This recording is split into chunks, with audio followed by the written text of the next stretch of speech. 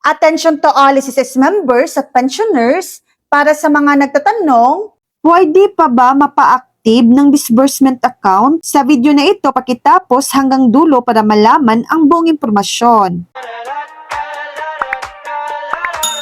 Pwede po kayong magpa-activate o magpalit ng disbursement account depende sa status ng dating account. Kung sarado or inactive na ang dating bank account, mas mainam na mag-enroll ng bagong active account sa DAEM. Ayon sa SSS, kung hindi successful ang crediting sa dating account, maaaring i-update ang existing account details o mag-enroll ng bagong disbursement account sa DAEM. Kung may SSS card account naman ang dating account at validly terminated na ito, maaari kayong pumili ng dating enrolled account o mag-enroll ng bagong account at gawin itong disbursement account. Paalala, dapat active ang bagong bank account at nasa pangalan ninyo at kailangan ng proof of account para sa DAEM enrollment. So yan lang po ang latest update.